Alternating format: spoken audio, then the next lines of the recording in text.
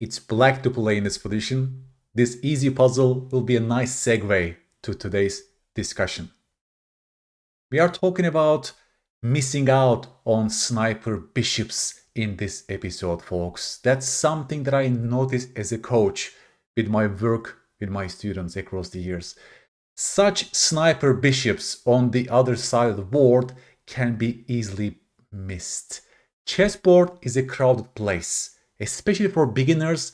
There's so much information to be taken and processed. Recently, I talked to Aidan Reiner and also Benjamin Ballas, Professor Benjamin Ballas, about this visual perception, visual cognition, blunders, and tunnel visioning. This topic came out over and over again. And since I'm also working on a blunder check course, this is a very timely discussion. I will be showing you some nice positions from my upcoming course on the blunder check in this episode. I will give you actionable tips to reduce such blunders as well, folks. Please observe the situation by looking at the entire board. I already showed you this sniper bishop on b1. Thus, you should at least avoid the blunder knight g3. This is a terrible blunder. Yes, you want to go queen h1 mate on the next turn. It looks like black must resign, but in fact, bishop takes h7 is allowed, you see? So by playing knight g3, you're forgetting about the alignment on this diagonal. You're only focusing on the king side, and that's a very common issue for upcoming players. Tunnel visioning. As I said, working memory is the limiting factor in human cognition. We can only process around 7 pieces of information at a time. Thus, beginner's mind is only processing this side of the board, completely ignoring what's going on the other side of the board. That's a very common type of blunder for beginner players. As I said, what can be the solution to this? What are the steps for us to potentially reduce such blunders? Professor Benjamin Ballas told us that before you make a move, please zoom out. Zoom out and make one final check. Look at the entire board. Chessboard is a very crowded place. Don't miss out on such insignificant looking pieces. That bishop looks insignificant at first sight. In fact, that's very relevant, you see. It's a perfect position that illustrates tunnel vision, but also missing out on such sniper bishops. What is the correct move for black, do you think, in this position? Black to play and win. To me, the safest and the most logical way to finish is rook h8. You form this beautiful battery and you target those two weak points around the enemy king. I created a video about this, the entire playlist on attacking the opponent's king. You focus on the weakest points that is only guarded by the enemy king and you coordinate your pieces accordingly. It's as simple as that. White has no response and black is mating on the next turn. For example, bishop takes f5, queen h2 or queen h1 is mate on the board. Well, if you want to go for the brilliancy prize in this position with black, you can also try this line. Queen h2 check, what a beautiful queen sacrifice, followed by rook h8 check, very important, driving the king back to g1. What's the next move? Yes, knight g3. Now we no longer have a piece on h7. That bishop is harmless, and your next move is rook h1 mate. And there is no way for white to stop that. Please look at the white's army, folks. Please look how helpless they are in stopping our move, rook h1. Look at the coordination between the pawn and the knight and the rook as well. That's what I mean by coordinating our pieces for a mating attack. And the game is completely finished. They play a move, bishop h7, you take on the next turn. We are going to be mating them on h1. What a beautiful mating picture this is, folks. A very relevant position to discuss. Black played the move a takes b4. How should white recapture this pawn? I love such two-choice tasks. These tasks allow you to zoom in to the most relevant information without you looking at irrelevant things. That's what I'm including in my blunder check course. Such two-choice tasks that directly speaks to the blunder check process. What are you seeing, folks? What is the correct recapture? And can you avoid the blunder, please? You're a great player if you found the move a takes b4. Why?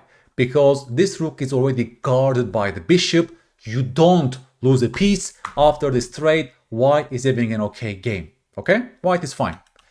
What could be wrong with the move c takes b4, folks? Can you tell me in this position? If you're only focusing on the queen side, if you're only looking at this segment of the board when action is taking place, then you're completely missing out on the sniper fianchetto bishop on g7. That's a very pervasive type of blunders for beginners. They miss out on such fianchetto bishops, folks. The bishop will capture your guy on b2 if you take with the c pawn. Can you see the blunder right now? Can you see why chessboard is a crowded place and we need to zoom out? We need to at all times have a broader board vision in chess. This piece looks irrelevant to what's going on the queen side. In fact, it's extremely relevant. Professor Benjamin Ballas told us in that episode that what makes this puzzle even more difficult is visual crowding, because the bishop is sitting next to several black pieces, don't you think? There are several black pieces that is standing next to this fianchetto bishop on g7. Thus, visual crowding is occurring in our visual system. That's purely how visual system works. When a target object is surrounded by many distractors, then it becomes more difficult to see this object with our peripheral vision. When you're looking at the center of the board or the queen side, this bishop on g7 is completely away from our zone, right? We don't even notice that basically. It's just so difficult. Also because of the surrounding pieces as mentioned. Please check out that episode, podcast episode. Professor explained to us using scientific evidence and slides. It reads like an academic conference for chess players. Beautiful. And that's also why this bishop is missed. Not so much so for strong players, because strong players already have templates and chunks. They have seen so many fianchetto bishops in their lives, so it becomes easier for them to group this entire structure having a fianchetto bishop and fianchetto bishops having such long distance influence at a chessboard on that long diagonal. They notice already from this position, right?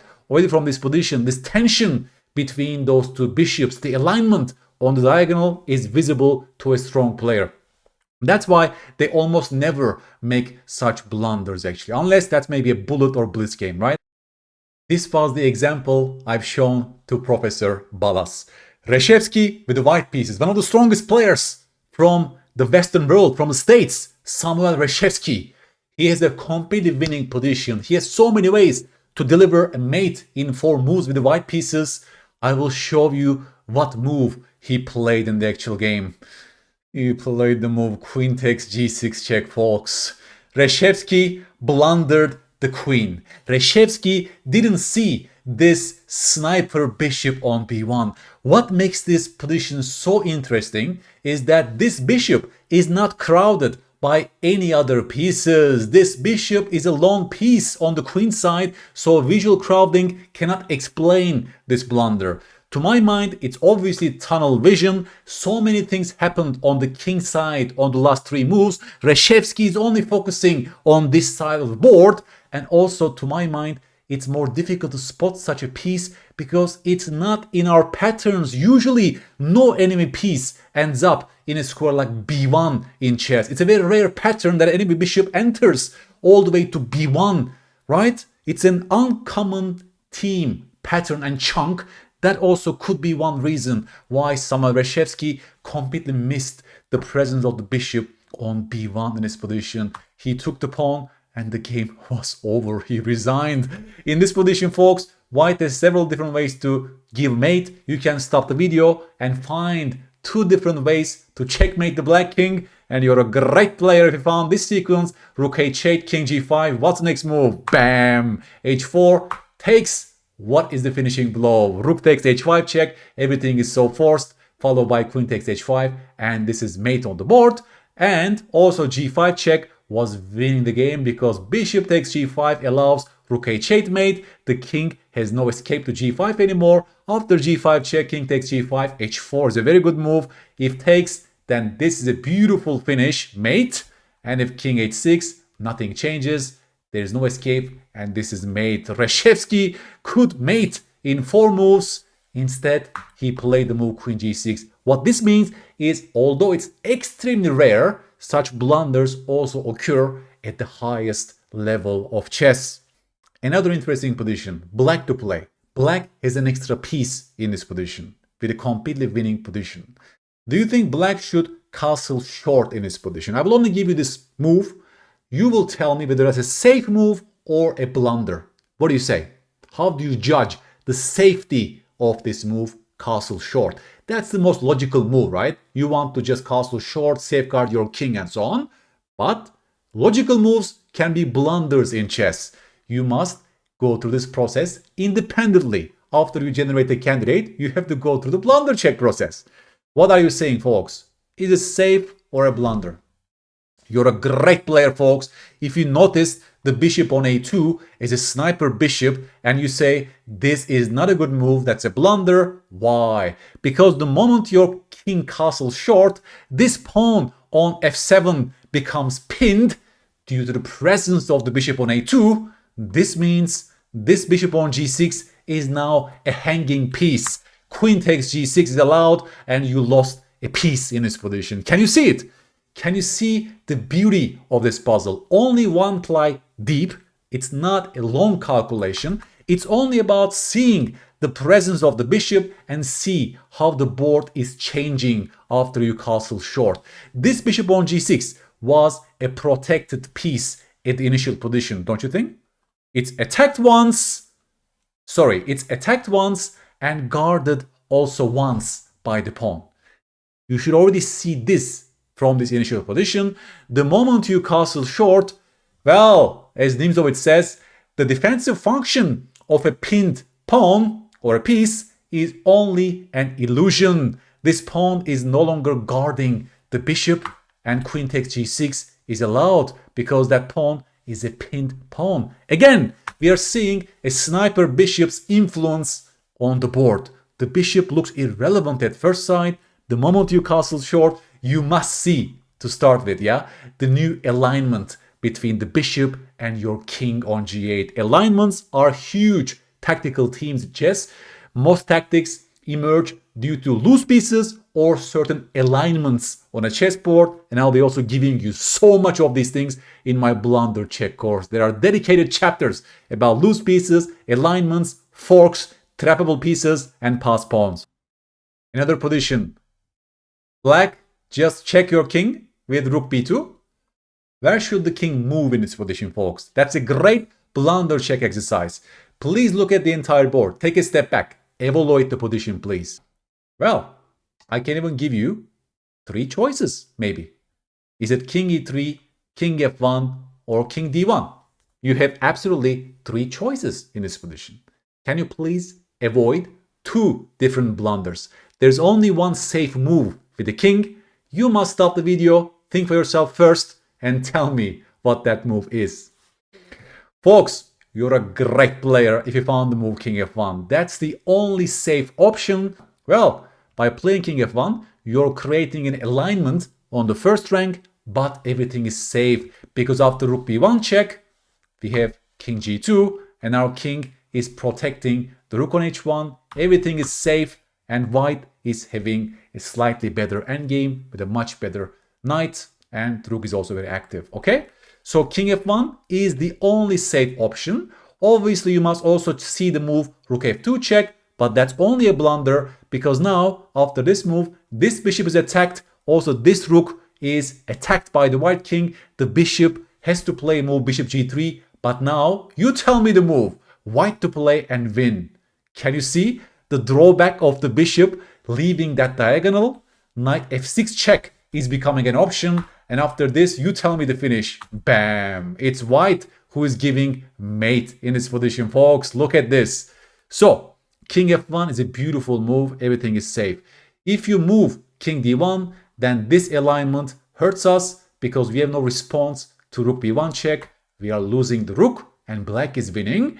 But the real deal is the move king e3. It looks like the most logical move. I want to move my king up in the endgame. My king wants to become an active piece.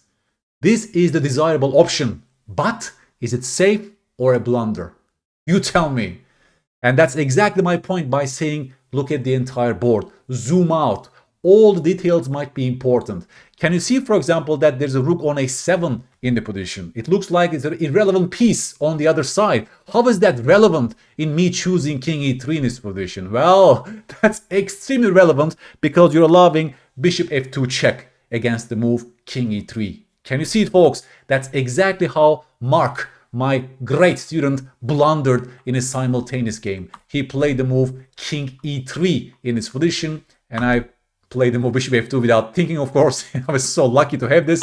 And then he lost his rook and the game as well. Black is completely winning in his position. Again, we see one of those cases where this time the bishop was very close to our king. The bishop was not in Siberia, but your rook is in Siberia. But that's a very relevant thing in this position. You're aligning your pieces on this diagonal. Again, we are talking about certain alignments in chess. By playing king e3, this alignment becomes crucial for white to see. If this rook will be on b7 instead of a7, then this move would be a safe move. But you see, all the details matter in chess. That's why we have to have this broad board vision. Zoom out, see those alignments before we make our moves. Yes, in the Blunder check course, I will give people explicitly, just check for every single alignment before you make a move. Things are changing with each and every move, and alignments are always relevant for chess tactics. Mark, you missed this move, unfortunately, and you lost the game as a result of bishop f2 check. This will be your homework position, folks. Black played the move g6. Where should this knight on f5 move in this position? You will tell me a couple of safe options perhaps, and one move that is a blunder. Can you avoid the blunder in this position by looking at the entire board? This is also a great test for board vision. You will be forcing yourself to look at the entire board, see potential alignments, but also loose pieces or pawns in the position. Because as I said, tactics usually stem from alignments and loose pieces or pawns in the position, and this position will really drill those important thought processes, okay? If you're consistently missing out on certain themes like alignments or loose pieces, then that should go to your checklist when you're implementing those questions. As you grow stronger, as those processes become automatized, then something else might come into that checklist. Limit the checklist to maybe 2 to 3 points at a time so your working memories don't get overwhelmed. Okay? More on that later on as I start talking about my Blunder check course. But this was already a crucial first step. What did we learn from this? You can summarize the lesson yourself as well. And by the way, I'm giving feedback to each and every homework comment. So please you take this opportunity to not only tell me your answer, but also all kind of questions around this answer. I'll be doing my best to help you because that will also make me a better author. The course will improve after your feedback as well. Okay? Again, tunnel vision is a huge part of chess blunders, partly because of the complexity of the game for beginners. They have not so many chunks and patterns in their long-term memories. This makes the whole process much more difficult. They are overwhelming their working memories. This leads to blunders because they can only process so much information at a time. Usually they are focusing on one side of the chessboard, completely missing of the other pieces on the other side of the board. Correct? That's why we need to zoom out intentionally like a checklist before we make a move. Ask yourself, zoom out, right? Letter Z maybe in the checklist. Zoom out and make the one final check. So you're spotting such sniper bishops like the one on b7 in this position. A little hint for you, okay? Another tip that can reduce such blunders around sniper bishops and long distance pieces, folks, is to solve discovered attack or pin and skewer tactics, because they almost always involve certain alignments and also they involve long distance pieces like the queens, rooks, and the bishops, right? Solving such exercises will also help reduce such blunders. And finally, obviously, chess being mostly a game of pattern recognition, you need to work on your chunks, tactical patterns, strategic patterns and chunks. As you gain more experience, your brain will start grouping certain pieces. You will form those templates and this will lead to perceptual change. Masters spot these pieces. Even though they look at the center of the board, their peripheral vision improves. They spot those fianchetto bishops, long distance pieces on different sides of the board because they have seen similar groupings and patterns before. So we also need to work on our chess patterns and chunks at the same time, folks. Please give me feedback on YouTube, like and subscribe if you like this video. I'm doing my best to help you get better at this beautiful game, and reducing blunders will elevate your chess. You will stop dropping needless points and you will collect those points that are given to you by your opponent's blunders. Thank you so much, and I will catch you on the next episode. Bye-bye.